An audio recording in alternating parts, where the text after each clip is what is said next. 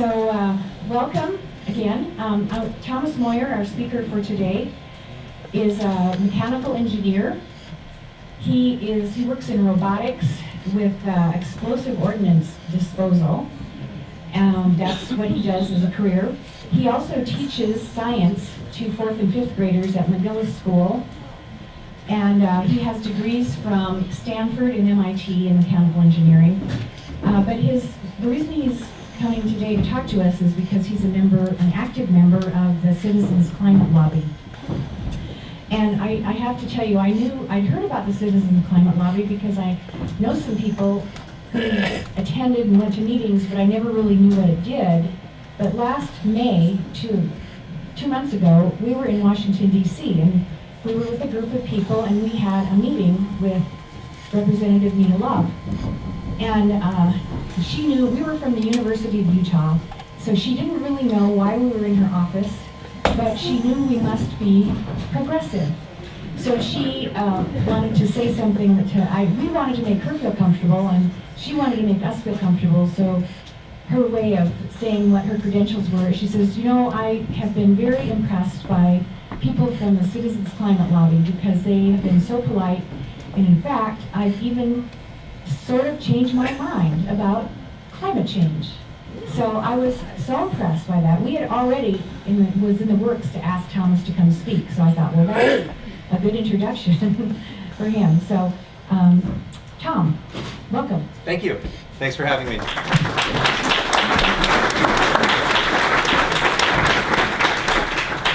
Can everybody hear okay? Okay. I don't know how to turn it up, but I can certainly talk loud. So I'm impressed if she told you as early as last May that she was starting to change her mind. That's fantastic. We've been in regular communication with her, and some of my talk is going to be about her. So I titled this talk, Climate Change, Political, Technical, and Economic Solutions, because those are the three things I'm really interested in. The politics of climate change, the economics of how we transition off of fossil fuels, and the technology of how we transition off of fossil fuels. So I have some of each of those three in here, and then I have some on the science, but my intent is not to spend very much time talking about the science, because the other three are much more interesting. And of those three, what's by far the most interesting to me right now is the politics. So this slide is just a little bit of intro to what I do the rest of the time. I work for a robotics company. These days it's primarily a military robotics company. It's military and medical. We've done prosthetics before, we've done physical therapy rehab devices. And right now we're doing a lot of explosive ordnance disposal robot arms for the military, which are a lot like prosthetic arms. Super lightweight, portable, backpackable, bomb tech robots to save the person in the padded suit from going over to the explosive and instead remote control it from 100 yards away. And this is the other thing I love to do. This is a day and a half a week of my time right now, which is teaching science right across the street here to 4th and 5th graders. I've taught Don's grandson when he was a 5th grader. Those were my 4th graders from last year. They'll be my 5th graders this year. And they'll be starting a robotics program called First Lego League. First day back in the fall.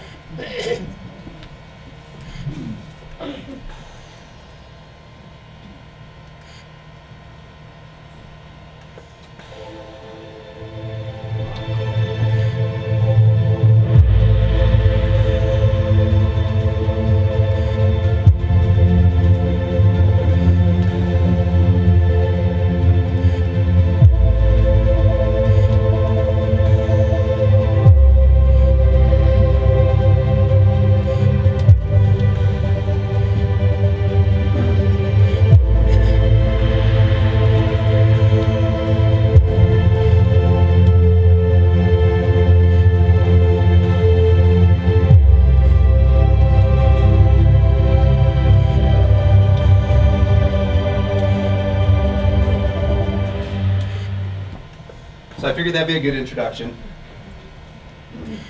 to what it is we're doing.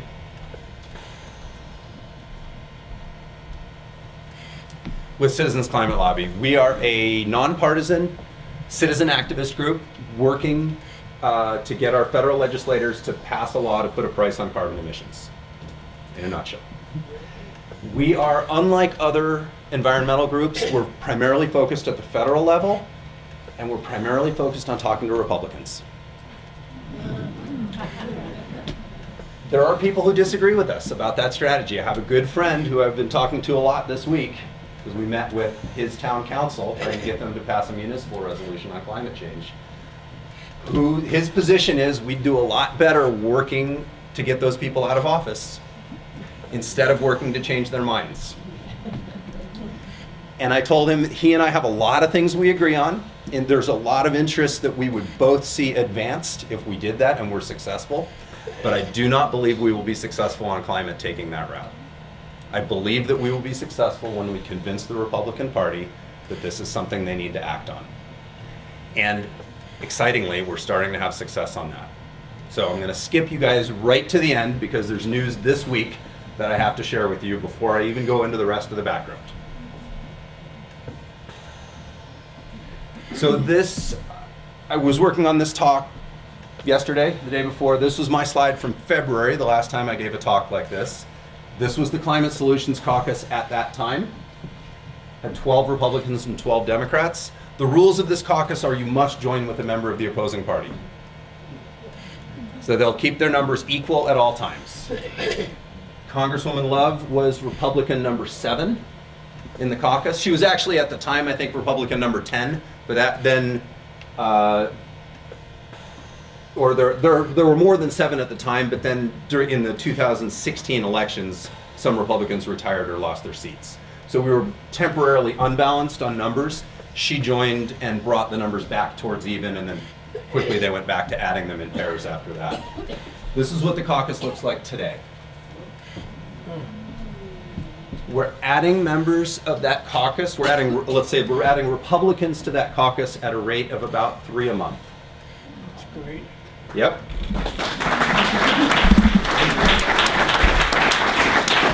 Thank you. That caucus right now has not coalesced behind a single proposal which would be sufficient to solve climate change or to limit climate change to 2 degrees of warming, which is our goal. They have worked on smaller pieces of legislation, and they are certainly working towards a bipartisan, larger piece of legislation. They obviously don't have the political muscle to do that yet, but this week we saw them flex their political muscles for the first time. We've said for the last couple of weeks or for the last month, that we have enough Republicans now, if they want to act as a caucus unanimously, they have enough to block legislation. It takes 23 Republican defections. Thank you. It takes 23 Republican defections to stop any piece of legislation. That happened for the first time this week. Yep. And on previous small bills on climate, the Republicans in the caucus split. Some voted the way I wanted them to, some didn't. I've been in regular communication with Congresswoman Love's office about those bills. All very pleasant, productive communications about why I want them to vote the way I want them to vote on each of these bills. But this week, they all got together and did it as a caucus. And the fact that they did that allowed 24 other Republicans to step up and vote in favor of climate. I believe strongly, thank you, that there are a lot more votes out there, and that these other people are just waiting for the politics to be right for them. It's very scary to go first. It's a little less scary to go second. It's a little less scary than that to be 24th. There's strength in numbers, and when there are enough Republicans to stand up on this, then all of a sudden there are a lot more. So we think we're going to have a bunch more members of the Climate Solutions Caucus very soon, and they're going to come from the other Republicans who voted on this. So what this was, in the annual Defense Authorization Act, there's language, there was an amendment inserted by a Democrat and passed out of committee by a Republican majority, including Representative Bishop, voted for it. This is the first sign we've ever made any progress with him. And that language specifies climate change as a threat to national security and asks the Defense Department to evaluate the national security, the top 10 most threatened naval bases on the basis of climate change. Which you would think is not very controversial. Even if you don't think climate change is caused by human emissions of CO2, it would still be in our interest to at least be aware of our resiliency, wouldn't it? It really doesn't seem like that's that hard. But acknowledging climate change, and particularly the language calling it a threat to national security, is a tough ask for the Republican Party right now. So that language passed out of committee, and then there was a floor vote 3 days ago on Thursday. Floor vote on an amendment to remove that language. And that's what this headline is about. So the entire Climate Solutions Caucus, with the exception of 2 Republicans, one who was absent, voted to take down that amendment, along with 24 other Republicans. Earlier this week, I got this in the mail. Yeah, if that doesn't make your head spin. Knowing where we've been, yeah. Sure.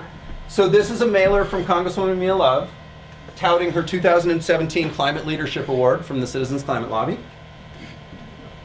for the work in Congress to advance these issues. And the issues are: Utah depends on clean air, water, and snow. I'm working to put politics behind us and find solutions that balance our energy needs, our economy, and our climate.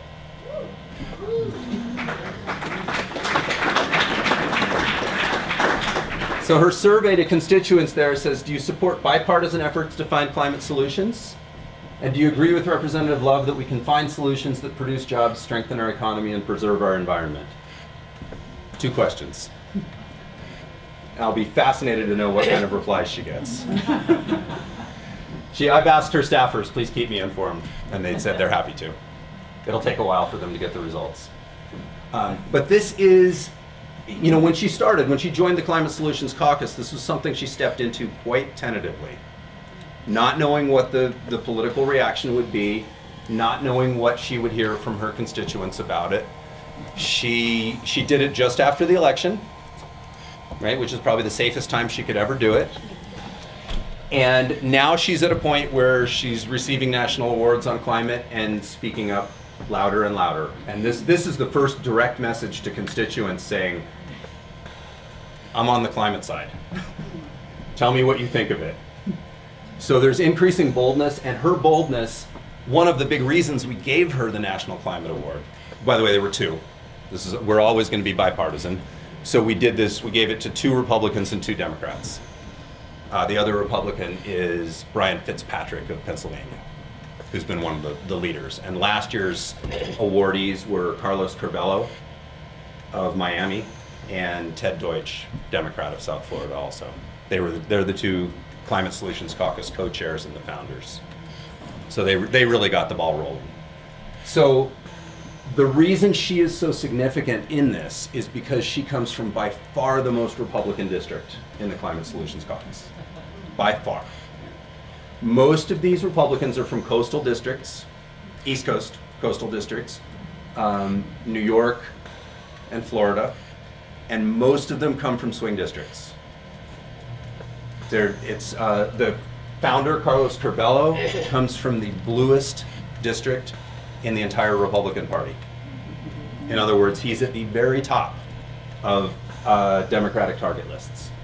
Most vulnerable Republican in Congress. And sea levels are rising in his district. So he's hearing from constituents every day that if he doesn't take on climate change, he's going to be out of a job. Right? It's very, very logical politically that he has to do this. It's not so logical politically for Congresswoman Love. This is a step out for her, and it's opening the door for us in all kinds of places in the country. The Climate Solutions Caucus is 3 times the size it was when she joined. And a lot of that is due to her. Because people around the country are saying, well, if she's safe doing it, then I am too.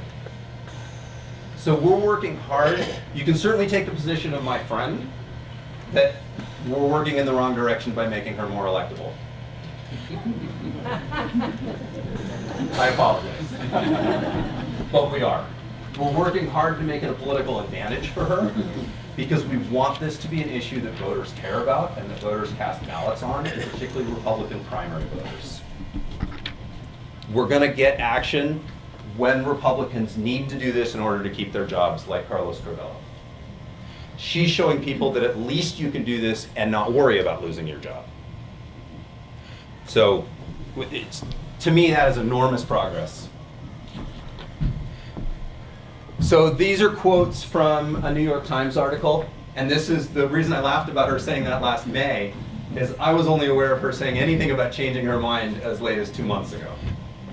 So she said, they, meaning CCL, come in and say, this is a problem that we have and we're wondering if you can help us solve this problem instead of you're the problem. And it not only changed my mind about my involvement, but really changed my heart about what we should be doing. That, we don't have this kind of success everywhere we go. I wish we did.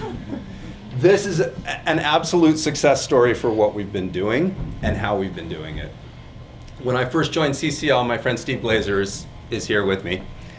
I attended my first CCL meeting at Steve's house, having just written an op-ed about energy conservation at McGillis. And Steve wrote me a letter saying, hey, you might want to come check out our group. And I did, and I found, I mean, my first question to Steve was, are you talking to Republicans? Because that's what I want to do. I don't want to have anything to do with, I mean, not that waving signs in the streets is bad. It's a really important part of moving the political needle. But the piece I want to be involved in is sitting around the room across the desk from people who disagree with me and seeing if we can change their minds. And Steve's answer was, actually, I was in Representative Bishop's office last week. And I said, sign me up. So this is what CCL does. We're in these offices, we're talking with them politely and respectfully and hoping to move them one step at a time. It doesn't all come at once. We know we have to be patient with this. I would say her switch on this over the course of about 12 months is remarkably fast. And I think you're going to see more and more people switching with that kind of speed because they have other examples to point to. So we've now grown as an organization so far that we actually have to list our values, which I think is really cool. Because before that, it was just sort of obvious and it rubbed off from one person to the next that everybody, it's weird, we don't even have to talk about it generally. Everybody knows that we are the organization that talks to people respectfully. And they know it when we talk to them. We're not in there to beat them up. She knows if she's going to do what we want her to do on climate, we're going to do our best to make her look good over it. We're going to write lots of letters to the editor telling people how great she is and how everybody else should do the same thing. So focus, we're focused on national carbon pricing legislation. We're also focused on getting it from the Republican Party. Right? We don't want anything to do with a bill that comes out of the Democratic Party because it'll be just like Obamacare. Republicans will run away from their own good ideas.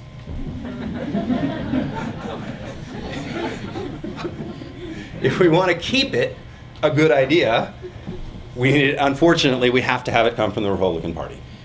So we're getting there. We now, by the way, the Climate Solutions Caucus now has 10% of the Republicans in the House of Representatives. We think we're going to pass a bill when we have 50% of the House. At current rate of progress, we'll have 50% of the House in about 2 years. Now, what happens in the 2018 midterms? I have no idea. We could lose every single member of the caucus. Right? They're generally the ones most vulnerable. So who knows after that? Okay, did I say focus? Okay, we're focused on national fee and dividend legislation. Optimism. Optimism is a political act. It's really easy not to be optimistic right now. I am not optimistic a lot of times. Right? I read the headlines and I'm crushed. I'm crushed for democracy. I'm crushed for integrity. But on climate, I choose to be optimistic. And I choose to be optimistic because it's working. And I think there are reasons to be optimistic. I see progress in the right direction. I see progress towards things that are actually going to work. We focus on relationships. We get meetings by working whatever personal connections we have. Oh, you know somebody who works in the governor's office, and you know somebody who works for somebody, and you were pediatrician to so-and-so's kid who's now in the legislature. Fantastic. We're going to use every single one of those to get in the door. And once we're in the door, we're going to build relationships. It is the weirdest thing to me that I'm now friends with Mia Love, and I'm friends with all of her staffers. I did not expect that. And it is so strange. I thought I was going there or doing this to change them.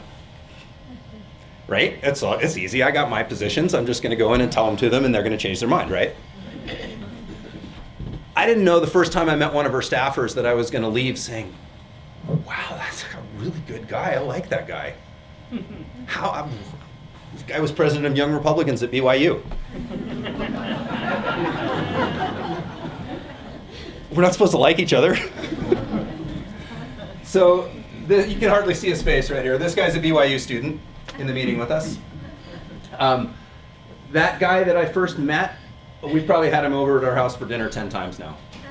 He's a really good friend outside of politics and a good friend inside of politics too, and he's probably the most effective person that nobody's ever heard the name of in climate in Utah. Right? He knows everybody in the Republican Party. So it was really weird for me to discover that primarily these people that we're talking to are really nice people. They're not the enemy. They're in a political box, and they know it. They don't like the political box they're in. They're trapped there. And our job is to help them get out of it. Right? Find them a politically safe way out of the climate box they put themselves in. Integrity. So we show up on time. We show up dressed for professional meetings. We show up knowing our stuff. We don't inundate them with paper. Right? We try to work with them the way they want to be worked with. Basic business professionalism. It's surprising that even needs to be said, right? But it really makes a difference. Personal power. In one of our meetings, somebody asked us if we had a lobbyist, and we laughed. And we said, we are the lobbyists. So this is us. We have something like 12 full-time paid staff in Citizens Climate Lobby. We're not like other environmental groups where like they want your money, and nothing against them. I'm a member of the Sierra Club. But I don't participate in the Sierra Club, right? They take my money, they hire pros to go talk to members of Congress. We're the ones who do it in this group. So that's my 15-year-old daughter in the meeting with me. We have tons of students from Utah, more than half our group this year. We had 19 people in DC lobbying. More than half of them were students. 2 high school, the rest were college. If you join CCL and you want to be, you're going to be in lobby meetings anytime you want. I was in a meeting with a Republican state member of the legislature this week. I was in the Alta Town Council meeting this week. We're doing stuff like that every week. So it's not just meeting with members of Congress. In fact, most of the time it's meeting with their staffs. Right? Generally, we have to get well up in priority before they will meet with us themselves. And with most of them, we're not there yet. And we are strictly and passionately nonpartisan. We will not identify with one party or the other. We welcome you, especially if you're a Republican in the group, right? Because people who care about climate tend to be left-leaning. We want very much not to be a left-leaning group. We are seen as a centrist group. We partner with Republican groups all the time. There's a whole spectrum of groups now called the eco-right. The fact that there even is such a thing is enormously hopeful. We are not part of the eco-right, but we are definitely partners with both right and left. The fact that the Climate Solutions Caucus is strictly bipartisan, even numbers, the fact that our awards always go to 1 or 2 Republicans, 1 or 2 Democrats. We will never prioritize one party over the other. So somebody summarized all of these with that quote on the bottom. for me a month ago. I love this, this summary. We are relentlessly polite.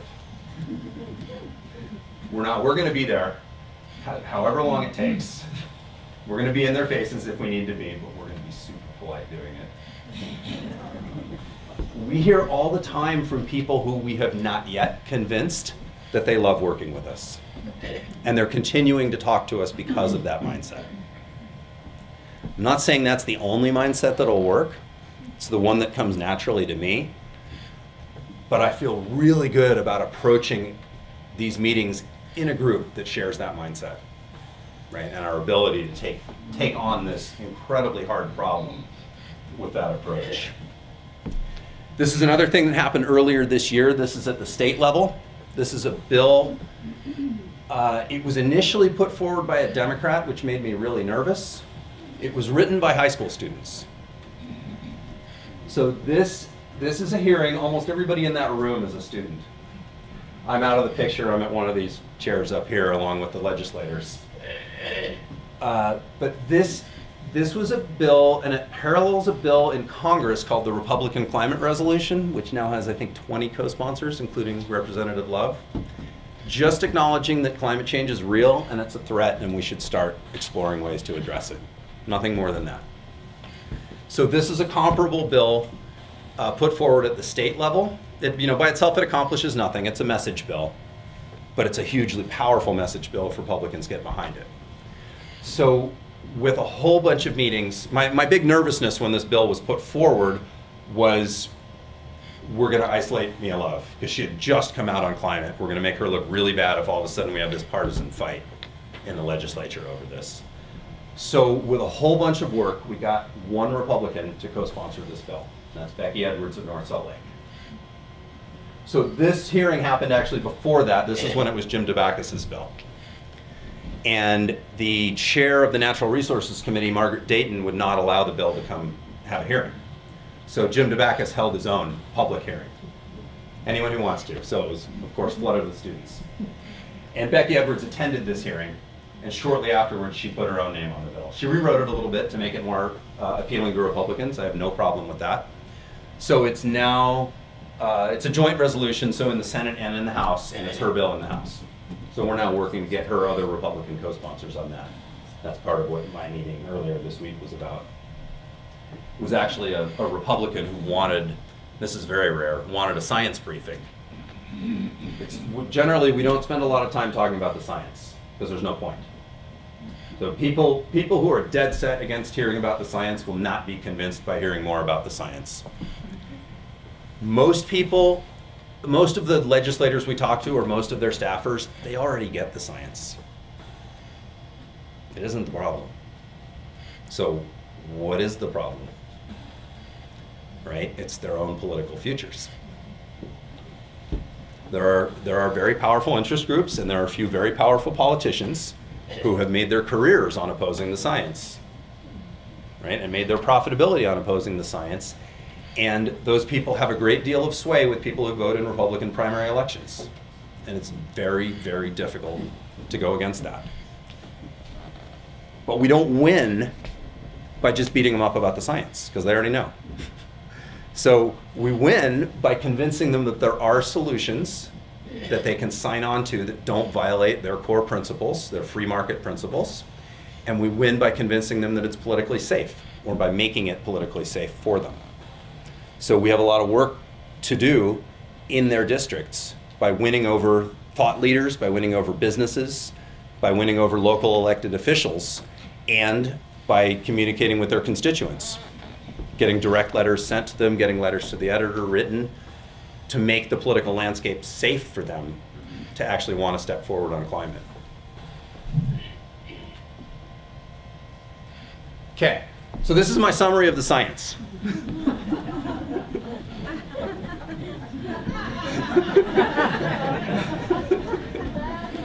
This is all you need to know. I have a little more I'll tell you, but this is all you need to know. 11 words. Five key concepts. And actually, interestingly, it's worth mentioning that the first one is really important for people to believe the rest. right? If people are convinced that scientists agree, and many people are not aware that the overwhelming majority of scientists understand this and have agreed on it for a long, long time, as soon as they discover that, or are willing to hear that, then they're basically willing to hear the rest. So we've really understood the science for about 150 years, and nothing has really changed in that time. We learn more and more about the details, and there's still disagreement about the specific effects and the speed with which those effects will occur, but the physics have not changed in 150 years. CO2 is a greenhouse gas. We see it on Earth, we see it on other planets. It was discovered when people were still writing with quill pens, right? I really want to see the equipment they used to do that because I want to bring it into my classroom. Okay, it's getting warmer. Almost no one disagrees with that in Congress. It's well established. The fact that it's us, there's an enormous amount of disagreement if you listen to Congress, right? There's no disagreement about that in science. The fact that it will be bad has widespread agreement. I choose to focus almost all of my attention on the last three words, right? Because it does not move the political needle very much to talk about the first four. It moves the political needle to talk about the last one. What are we going to do about it? Okay, let's get busy. Let's solve it. We know it's a problem. Okay, that's a graph of CO2 levels for the last 400,000 years. That's from ice core data, and then current measurements. That tells you most of the story you need to know about CO2, having already known that it's a greenhouse gas. There's no debate whatsoever about this, by the way. We know why the CO2 level is increasing. It's increasing because we're burning fossil fuels. About half of the CO2 emissions that we produce end up in the atmosphere. The other half end up in the oceans and in the land and in plants. The big worry scientifically, and one significant unknown, is that we don't know if it's going to continue to be half of it that goes away mostly benignly.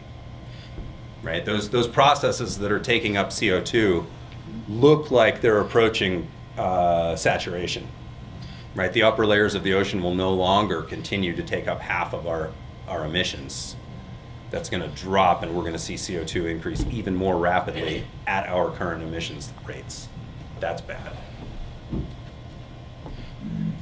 Okay, the fact that it's warming is supported by thousands of independent lines of evidence, not just thermometers.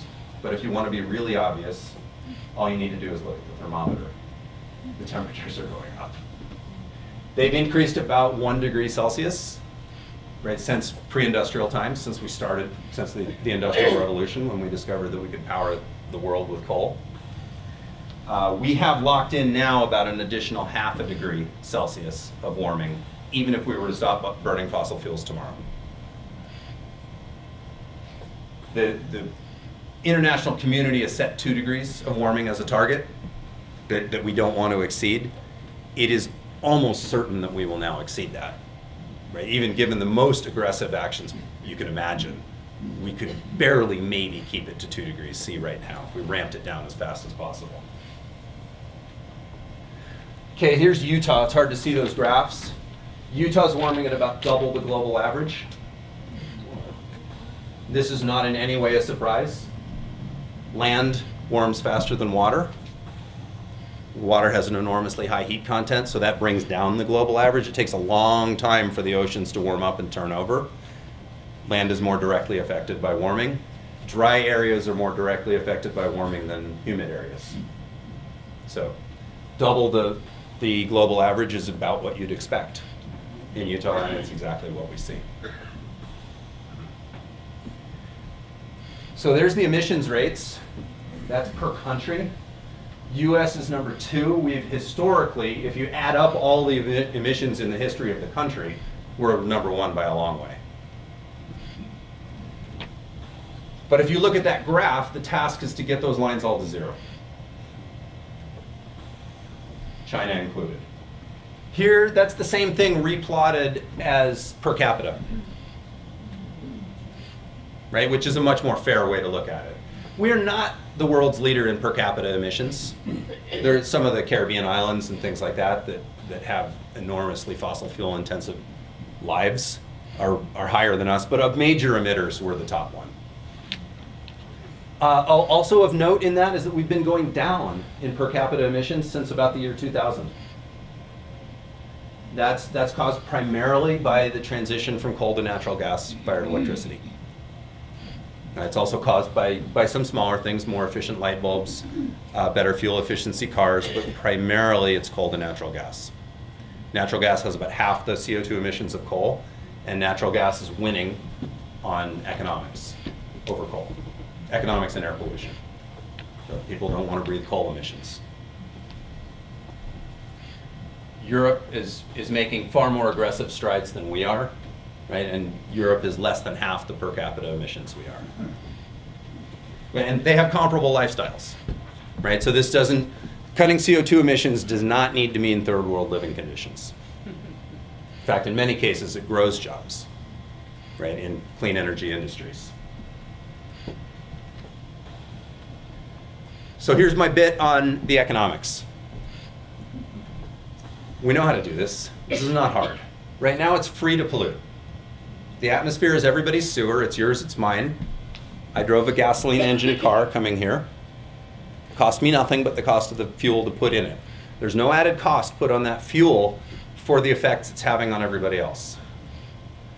But we can easily put a cost on that comparable to the effects it has and sufficient to drive the technology to something cleaner. So, place a fee on fossil fuels, coal, oil, and natural gas, makes them more expensive. Our proposal is we return the revenues to households, give the money back to people. We think this is the only way we're going to get Republicans and Democrats to agree on something. We also think it's the best economic policy. Right? Don't take money out of the economy, leave it in people's pockets, but tilt the incentives towards clean energy. Let them make the decision, do I want to buy a more fuel-efficient car or not? Let them do the math. Right? I can pay the increased cost of gasoline if I want to. I can pay the increased cost of jet fuel. Right? Or I can make a different decision. I can change the heating system in my house. I can change the car. I can insulate my house. And most importantly, the utilities will decide where they're getting their electricity. Do I want to buy it from coal, which now costs much more than it used to? Or do I want to get it from wind, solar, hydro, geothermal? Third key piece of this, and this is why I love this policy so much compared to things like cap and trade that California is doing. This has a really convenient tool for applying that carbon price to other countries, for forcing other countries to follow our lead on this. If you tax their products at the border from any country that doesn't have a comparable carbon price, you're effectively pricing their carbon emissions for all imports. That's going to give them a really, really powerful incentive to apply the same carbon price in their countries. So in other words, they can either pay the tax to us, or they can pay it to their own economy. What do you think they're going to pick? So we basically get to drive, in addition to, by the way, making it fair for our exporters, right? You wouldn't, without that, there's this enormous incentive for manufacturers just to leave the country and go someplace where the energy is cheaper. But once you level the playing field by taxing their competitors at the border, now they don't have that incentive. You get to keep those jobs in the country if they wanted to stay in the country to begin with. And you pressure other countries to follow our lead. So this concept is having increasing success in Republican circles. So here's, just worth thinking about what scale of things we're talking about. How big a piece of the economy is this? Our proposal is $10 a ton, which equates to about 10 cents a gallon of gasoline per year of increase. So after 20 years, we're at something like $2 a gallon of gasoline increased cost. That works out to around $400 a month rebate for a family of 4 in your pocket, which that's on average, which means if you were the average consumer of energy, that's the amount you already spent in increased energy costs. And if you're average, you get that amount back. If you are lower than average, if you have lower than average carbon footprint, you get more money back than you spent. If you have higher than average carbon footprint, you get less money back than you spent. So you are subsidizing people with lower carbon footprints. So this is what we had this policy analyzed by, it turns out, the same economic analysis company that works for the state of Utah. So when we go into state offices and we say we had REMI do the study, they say, oh yeah, we know REMI, no problem. So we paid market price for this. We just hired them to do a study. There's no political partisan bias in this. This is what they predict, that this policy will cut CO2 emissions by about 50% in 20 years. They've done a really careful job of analyzing the electricity market. So that represents a transition completely to clean electricity, but electricity is only a third of our emissions. It's electricity generation, heating, and transportation. So it's smaller effects on heating and transportation. Heating is tough to affect with a price just because the lifetime of heating systems is so long, right? You don't replace the heating system in your house every 5 years, right? Those things have 30 or 40 year lifespans. So we start to affect those in new construction. And transportation's the really interesting sector. So right now, people will essentially pay anything to drive their cars. You double the price of gas, people drive approximately the same amount. It really doesn't change things very much, but that's extremely technology driven, and this makes no assumptions about future technologies. In other words, we have not, that study does not assume anything about electric cars. And electric cars are coming quickly. So what transportation turns over very quickly. People buy a new car every 10 years or so on average. So you can affect the transportation market very quickly if the technology is there. This proposal adds an incentive to develop clean technologies for transportation, but it's not assumed in those results. So here's GDP with and without the policy. And I showed that version of this plot on purpose. You can't tell the two lines apart. There's other versions of this plot where it makes it look like the status quo or the baseline, business as usual, is flat and the other one is steeply rising as if we're generating huge amounts of GDP. I think that's misleading. The answer is, according to this study, it's a very, very, very small net positive for the economy. The fact that it's not negative rate is really, really a big deal. That is saying that we can cut our emissions in half for no economic cost. None. That doesn't mean no economic cost for particular individuals, right? There are certain communities who will suffer in that transition, who currently make a living producing fossil fuels, who will either no longer do that in the case of coal communities or will do it much less in the case of oil and gas. There are other communities that will benefit greatly, many of whom live in Utah. And we have a huge number of renewable energy jobs in this state. So that's employment nationally, and this is more on the misleading scale. It's hard to interpret what that actually means. But that's 3 million jobs cumulative over 20 years, right? It's in terms of the scale we're used to thinking about that on, it's an economic tailwind of about 10,000 jobs a month. Not bad in a monthly jobs report. It's a small number. It takes about 100,000 jobs a month just to keep up with population growth. So would you take an extra 10,000? Sure. Do I believe that's exactly right? No. Right? This is economic modeling. It's got a range of error. But what this says is there's either no or small positive effect on the economy and on jobs. Okay, here's technology. Because I'm an engineer. I can't think about this stuff in a vacuum. Like, you show me CO2 emissions dropping in half, my first question is, what caused it? What things did you do to drop the CO2 emissions by half? So here's what happens. Electricity generation goes to those four things. Electricity generation right now is about 1/3 clean in terms of CO2. So a third of our electricity generation is either nuclear or renewables, including hydro. Nuclear, wind, solar, and hydro. In this modeling, all of it would be either that or that.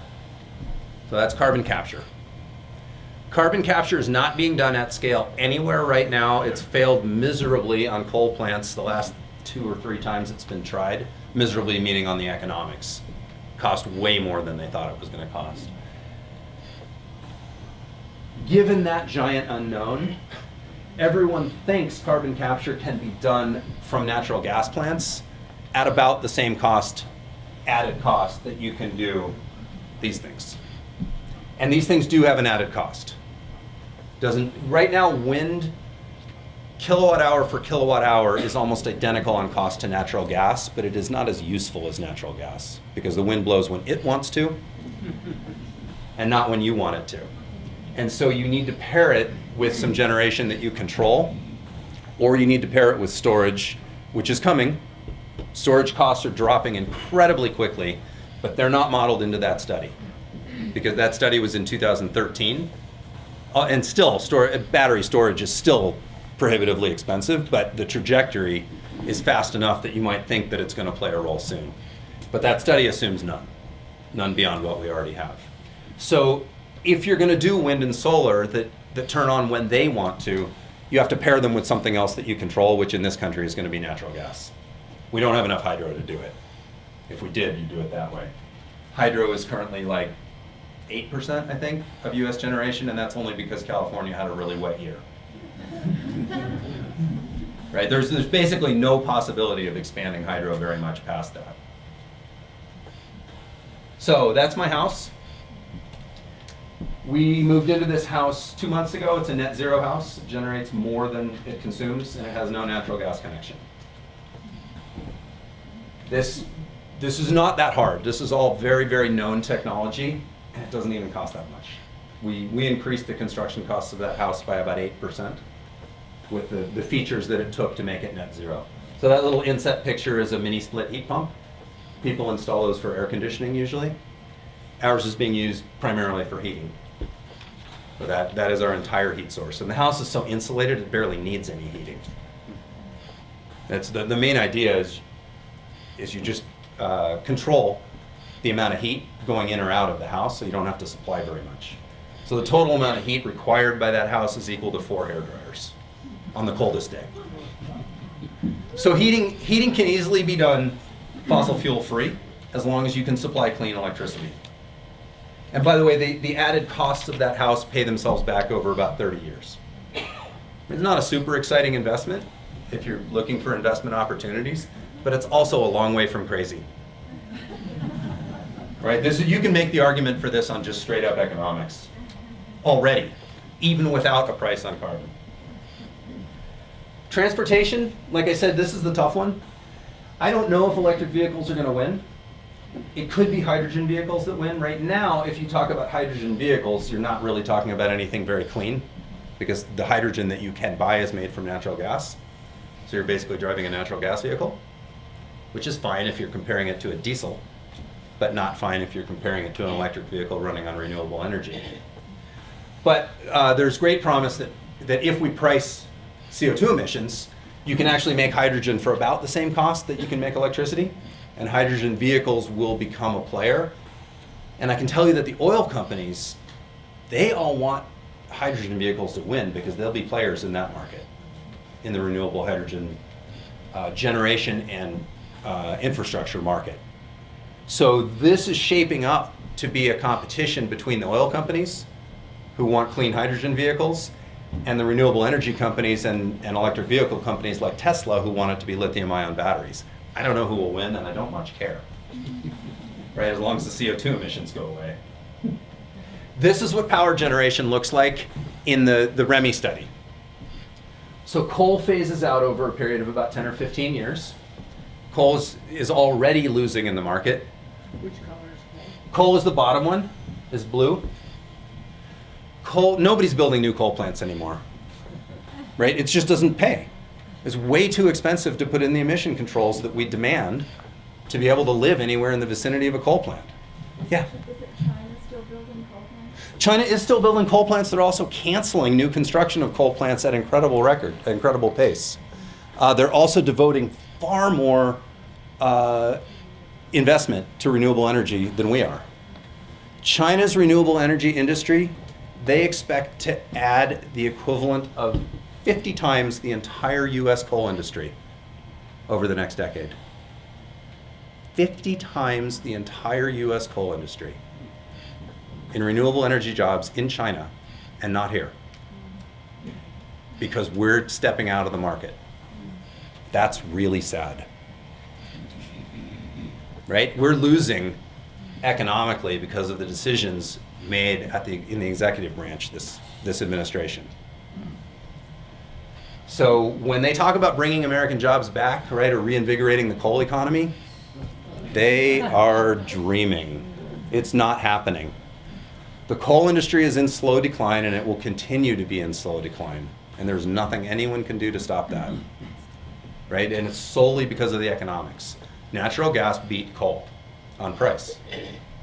It's over for the coal industry. So the question is, are we going to allow that? Are we just going to transition to natural gas and stop there and have some combination of natural gas and renewables? Or are we going to try to get one step cleaner than that? So that generation mix represents one step cleaner than that. So that's a significant growth of wind, much more wind than solar. And that's because that study was done 3 years ago with conservative price projections. Cost of solar has dropped staggeringly in the last 3 years, right? And continues to drop. The projections are that the cost of solar is going to drop below the cost of wind sometime in the next decade, right? So you might see a very different generation mix if that study were redone now. But at the time, primarily growth of wind, maintaining the fleet of nuclear instead of shutting it down.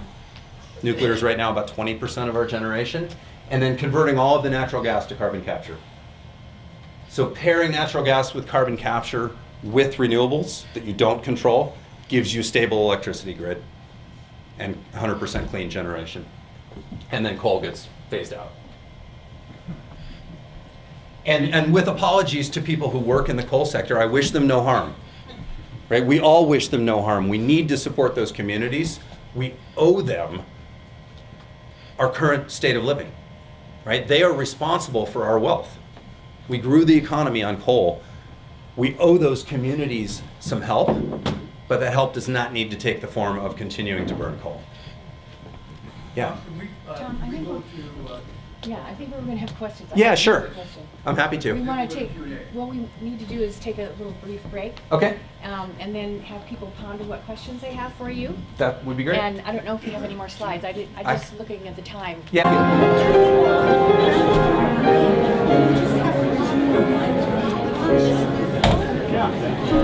And are you also going to explain a little more about your house? Because I know about some of the basic stuff about housing, but I never heard anybody going without any heat. No, it's not without any heat. It's just electrical. It's electric heat. But it's very efficient because, so those are double or triple pane windows. They're triple pane windows, yeah. Triple pane windows. Are they that much air? Because it makes a difference. Yeah, You have they're- that much air and that much air. No, they're tight triple pane windows and they're argon filled, Uh-huh. right? So they're not. And They're about as insulating as windows can be, and we have double walls. So there's two independent sets of studs with insulation in between them. So there's no. Okay. is that on the website too? Because I'm really No, it's not. interested in that kind of That's building. just our house. Oh. Yeah. Did you design it? No, we worked with an architect, but But there's an architect that knows how to do it. oh yeah, his name is Dave Brock. Oh, he's on NPR all Yeah, the he's on time. NPR. Oh, He okay. specializes in energy efficient houses. He's a great guy. I highly recommend him. So you have two separate, it's not like straw bale. No, that's another way you could do it. We did Yeah. it conventional construction. Okay, But I'll Okay. go find out from him. okay. Are we on? Well, okay. Thank you, Rick.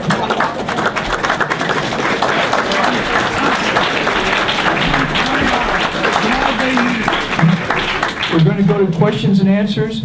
I'm going to rotate back and forth, okay, by show of hands. as soon as the question is posed, if you'll hand the microphone back to me. But as we transition, Kathy has an announcement. I just wanted to remind people that 15 minutes after the service ends today, we're going to have mindfulness meditation upstairs, and it's also in your order of service, but we are having that today. Great. So now we'll start on this side, and we'll go with a question right here. I'm glad I got the first opportunity. Would you, in a minute or two, sum up the rest of your presentation, just so we can kind of hear how you were going to wrap it up? Yeah, I actually only had 2 more slides. Prices are dropping really fast, and this is what the thought I want to leave you with. This is how fast things can change in our society. So that's prohibition, women's right to vote, abortion, same-sex marriage, and this last tiny one is recreational marijuana. But if I wanted to overlay the rate of change in the Republican Party on climate change on top of this, because it would look very much the same. It would look like a vertical line. It's been 1 year since the first Republican said anything about climate change, and we now have 10% of the House.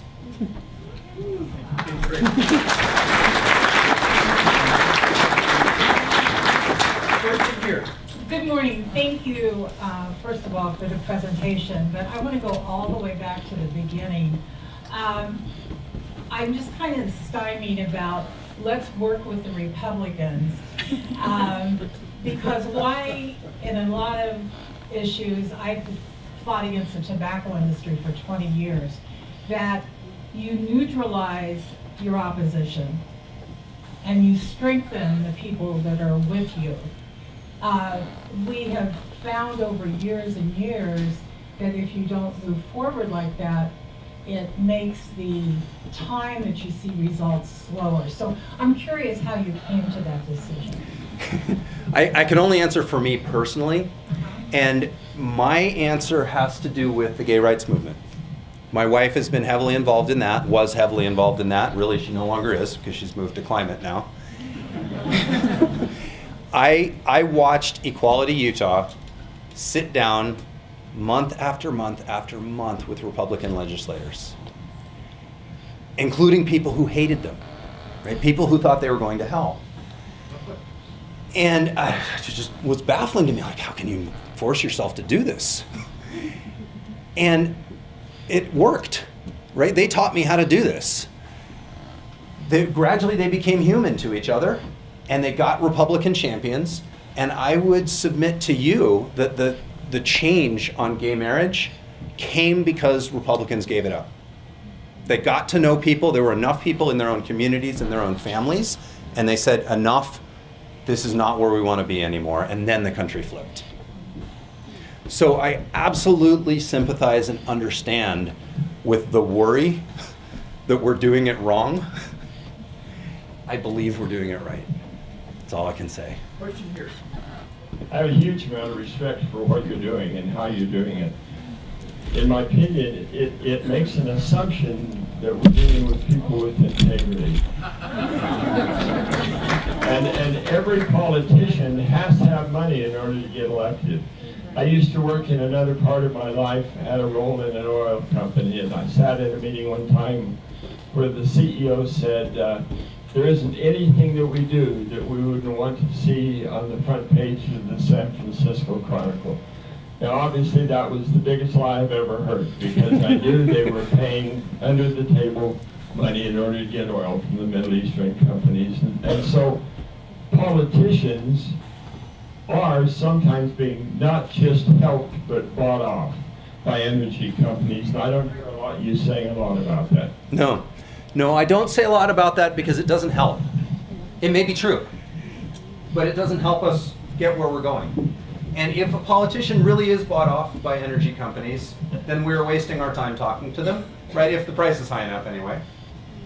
My position is that enough constituents can overcome the price paid by the energy companies, right? They will not buck the political headwinds if the headwinds are strong enough. The energy companies have a certain amount of power. We don't. We don't have the ability to write those kind of checks, but we do have the ability to make their constituents talk to them and they listen. Whether there's integrity there or not, they care very much about what their constituents think of them. In some cases, I will tell you, and I agree with you, I think there's a depressing lack of integrity in DC right now. It makes me sad every day. But I can tell you that there is some integrity there, given the political reality of needing to keep their seats. Take that however you want. There are people, and I will put Congresswoman Love in this category, because she's the one I have the most communication with, who want to do the right thing and have wanted to do the right thing for a long time, given the need to keep their seats. If they can do both, they're going to do it. Yeah. Question right here.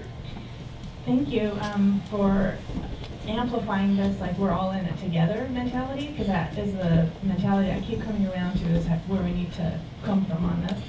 I'm curious about your perspective on the political possibilities of eliminating oil subsidies. So it's not explicitly in our proposal to eliminate subsidies for energy, but it's certainly a topic that we bring up a lot, to not only eliminate subsidies for the fossil fuel industry, but to eliminate subsidies for all forms of energy. That gets replaced by a simple price on carbon. There's no need for any of that anymore. All the energy technologies can compete on a level playing field, given the fact that we're pricing the damage they do to the environment. There's no need anymore to choose one over the other. And the current subsidy playing field is a mess, right? Who gets what for what? And solar is subsidized different than wind, and why? It makes no sense. So get rid of them all and just price the damage, and then let them figure it out. Let the market sort it out. Question here. You're dynamic. I'm impressed. I'm glad you're leading this charge for Utah. What does the national organization look like? Where is it located? How many people are in an office somewhere? What kind of leadership are you experiencing from national sources, et cetera? So we have a conference once a year in DC, and we were just there a month and a half ago. We had 1,300 volunteers at that conference and lobby day. So 1,300 people flew in for that, 19 of whom were from Utah. So the group as a whole has about 70,000 volunteers, and we have something like a dozen office staff, which are split between an office in San Diego and one in DC. Question in front. Two of your slides gave me questions. On one, you said that in 20 years, a family of four would get back a check for $396. That's my first question. I'm wondering if they're really going to get a check in the mail. And the second question is, you said this export-import will level the playing field. President Trump should want this, and he wants to level all the import-export fields. Yeah. So President Trump's rationale for pulling out of the Paris Agreement was that we didn't get a good enough deal. And there's an argument to be made there, right? That we cut our emissions sooner than China and India do. There's also good reasons why they don't. But if he wants a better deal, we're offering one. How about this one? Now, half of me is terrified that he'll actually take us up on it, because I think anything he touches is going to get discredited thoroughly by the time he's done. So I'm like, just stay away and let us work with somebody else. But yeah, your point is excellent. This is a better deal. We could easily do it this way. And in terms of the rebate checks, the idea was anybody who set up direct deposit with the IRS, this would work through the IRS. Anybody that's already getting tax refunds through direct deposit would get their rebates that way. Checks would be the unusual situation if somebody doesn't have a bank account or something. Question here. You mentioned fossil fuels here, and but there are other contributors to climate change, including refrigerants, methane. Refrigerants are 1,000 times the impact per molecule, I guess, as fossil fuels. And some of those are even higher on the list than fossil fuels. Can you talk to that for a moment? Yeah, so our proposal applies the carbon price on those short-term greenhouse gases by CO2 equivalents. So all the debate we've been having nationally about methane leaks, right, whether or not the EPA should regulate methane leaks and monitor pipelines, That would all happen through carbon pricing. So methane would be priced in the same system. Refrigerants would be priced in the same system. We do not address farming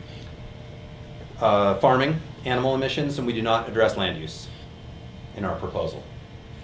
But we are keeping it to all chemical emissions, including short-term greenhouse gases. Question here. So Tom, Hi, Carol. it's thrilling to hear what you've done with relating to Be a Love. And I wonder if you can give us a little progress report on the other 3 positions. The other 3 representatives? And the other 3 districts. Okay, well, Yeah. one of them's out of office right now.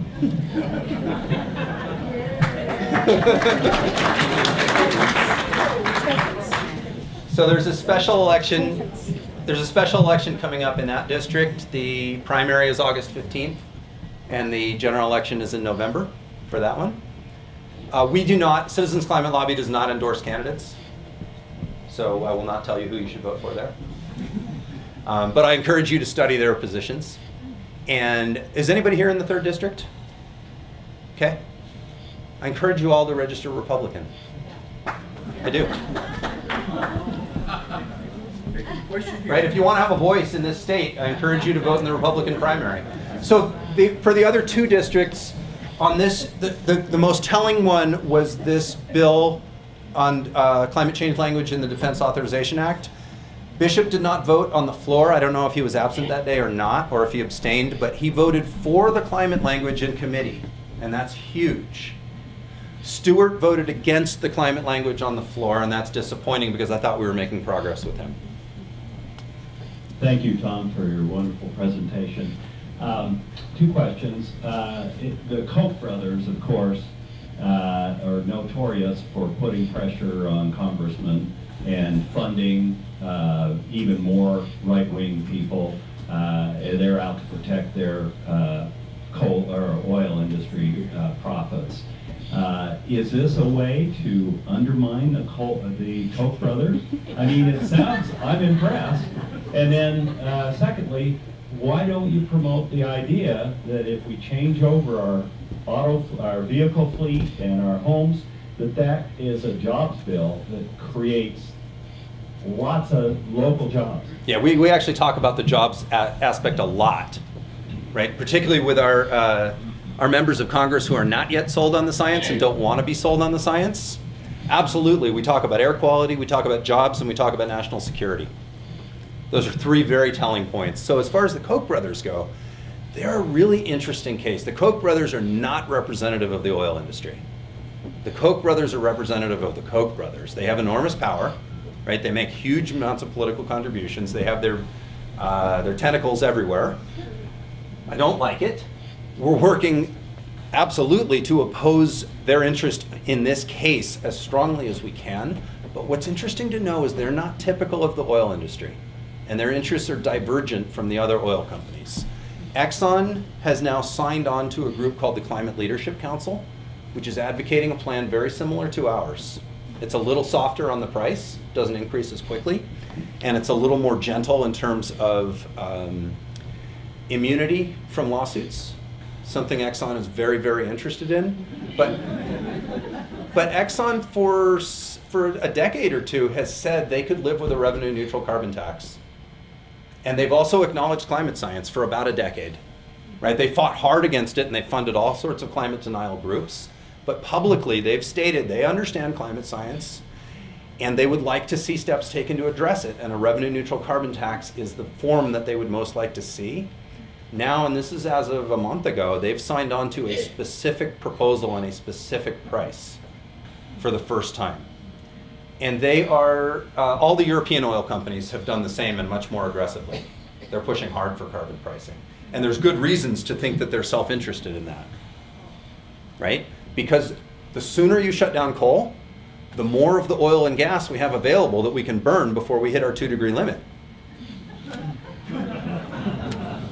Hello? Right? If you guys want to have a future in oil and gas, you know what's coming. Everybody knows that there's some form of carbon regulation coming. When would you like to see it, and what form would you like it to be in? Question here. At the risk of saying something radical, I want to posit the suggestion that everything you've said is logical, rational, reasonable, understandable, scientifically based, and true. Which is the problem with it? I believe it was Will Rogers that said that you can't tell a man the truth when he believes that his job depends on not hearing it. We have on the believers the logical, the reasonable, the scientific, and on the deniers, we have people who think their job depends on not hearing the truth. It's a matter of trying to use logic and reason to dissuade an emotional, closed mind. It doesn't work.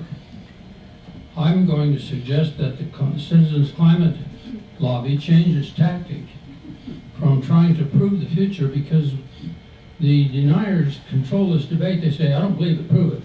You can't prove the future. You got to admit, we can't prove it.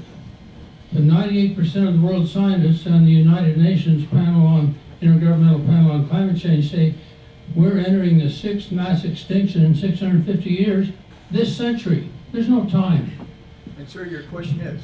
My question is, can't we, instead of saying we're trying to prove it, can't we say to the deniers, if 98% of the world's scientists are committed to this and they have the evidence and the data behind them, your job is to disprove it.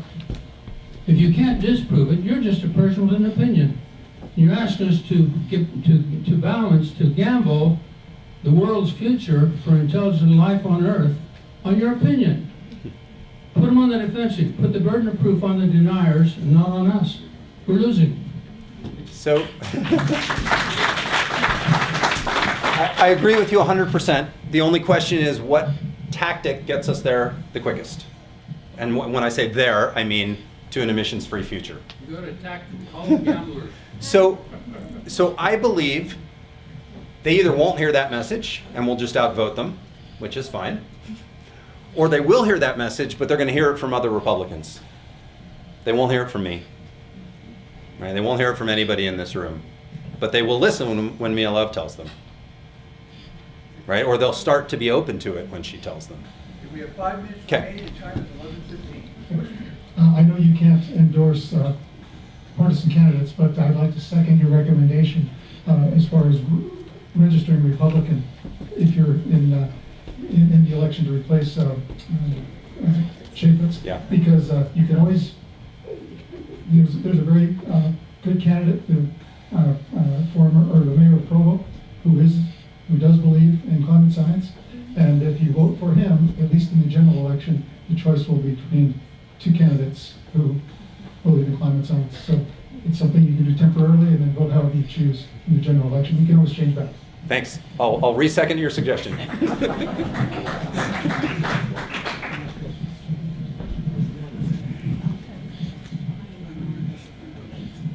So, as an educator, I'm curious, how would you educate the coal communities and their children? And what fields would you enlighten them to go into or whatever? So, education maybe is different than assistance, economic assistance. I do think we need to assist the coal communities. I also don't think it'll cost very much to assist the coal communities. There just aren't very many of them. Right? There's something like 50,000 coal mining jobs in the country. There's 450,000 solar jobs in Utah. Right? There aren't very many of them. So, sorry. I'm off by an order of magnitude. There's 4,000 solar jobs in Utah. There's 450 in the country. My apologies. Please don't quote me wrong on that.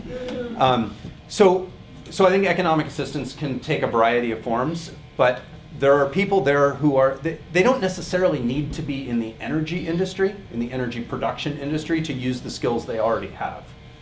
Right? They can be in the building energy efficiency industry. Right? They can be in all kinds of other trades that their skills lend themselves to. We don't have to think solely renewable energy when we're contemplating that. Question here. Yes, thank you very much. Sir, various organizations and scientists that I follow have indicated that animal agriculture is responsible for more than 50% of greenhouse gas emissions. If that is the case, is that the case? And if so, why are we not interested? Why are we not interested in veganism? Why are we not interested in animal agriculture as a resolution to this problem? So thanks for the question. I absolutely support the idea of cutting back or eliminating altogether the activities that produce CO2 emissions, agriculture being one of them. When you talk about the emissions from agriculture, we're lumping together, and people have various ways of doing it, so they reach various totals. But we're lumping together the actual direct fossil fuel emissions from agriculture, combined with the fossil fuel emissions involved in producing fertilizer, which they use, combined with the emissions of short-term greenhouse gases, such as methane, from animals. So when you reach a number like 50%, and I'm not even sure that's correct, but when you reach a number that big, you're combining all of those things. So our proposal would touch the direct fossil fuel emissions and the emissions from producing fertilizer. It would not touch the methane emissions that come from animals. That's far harder to control and regulate, and it's much easier to game that kind of system. And the other thing is we call them short-term greenhouse gases for a reason. Their lifespan is measured in decades, not in centuries. So when we talk about CO2 equivalent, the equivalent we're usually talking about is at the 20-year mark. When you go out to the 100-year mark or the 200-year mark, those greenhouse gases break down. So they're not nearly the powerful short-term greenhouse gases that they are now, which doesn't mean they're unimportant. It just means in terms of the long-term future for humanity, it's CO2 emissions that matter. I was wondering, if Trump was to support or not support your plan, how do you believe he would affect? I'm not sure I even want to let my thoughts go there. But I think right now what we're seeing is that the Republican Party is afraid to cross Trump even when it's obvious. Even when it requires absolutely burying any sense of self-worth or integrity. And I apologize for making my own political views so transparent on this. I think if he were to support a carbon tax, they all would too, and I'm not sure that I hope for that. I'd rather do it over his objections. Yes, thanks for your talk today, but I wanted to ask you something, and I must say at the outset that you're reminding me of the myth of Sisyphus. And I happen to like that myth, and I like Sisyphus. But hopefully I don't get run over. Sorry? Hopefully I don't get run over. Yeah, by a rock. Yeah. But I want to ask you about two people that you have not brought up, and they're within the state of Utah, and they're extremely powerful. And one is Lee and the other one is Hatch by name. And the other question I have is, how would you, or do you, interface, talk to at all, consider the realm of the lobbyists? Sorry, the realm of the lobbyist meaning us or meaning the professional lobbyist? The professional lobbyists in Congress. I don't know any professional lobbyists. I have no idea. I know what we do.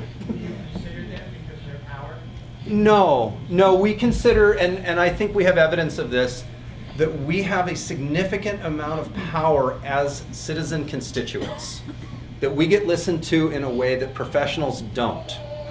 I've had several meetings where they're sort of checking us out and looking for our angle, and they realize we're just ordinary people in their district, and it's like, oh, all right then, let's have a conversation.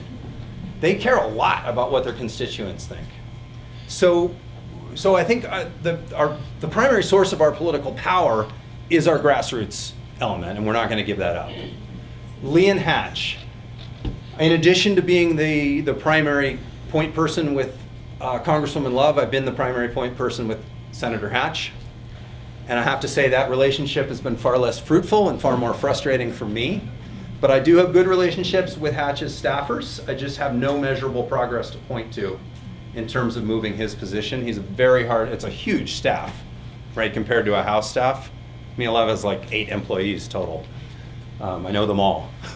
Hatch's staff, I know a handful. And his priorities are on the things you read in the news. They're healthcare and tax reform and trade. And we really, I haven't gotten anywhere. We haven't gotten anywhere on climate. I actually at the moment see more hope in Lee's office. Despite both of those two, by the way, came out strongly in support of President Trump's decision to leave the Paris Agreement, which is a blow. I hope they at least stay silent on that. So I don't know. I think actually they will move when the political landscape around them moves. I think we have to move enough people in their orbit, and then they will too. Our last question is we live on the Wasatch Front. We have not had one day this summer with a good air or a clean air day. How do we mobilize, give a solution? Flint, Michigan is solving their dirty water. When are we going to start to solve our dirty air? I'm with you 100%. I will tell you that our group is focused on federal climate legislation. There are half a dozen other excellent groups in Utah that are focused on local air quality, and we partner with them at times, and we're working a lot with Republican and Democratic members of the Clean Air Caucus in the Utah legislature. Those are my absolute favorite people on both sides of the aisle in the Utah legislature, and we need more of them. So by all means, does everyone in here, by the way, know who represents them in the Utah legislature? If you don't, or if you do, right? If you don't, I suggest you find out. It's very easy. It's a Google search away. And in all cases, I suggest you contact them and let them know, whether it's a Democrat or a Republican. Please tell them, because they will listen. If enough people call them, they'll start paying attention. Let's express appreciation to our speakers.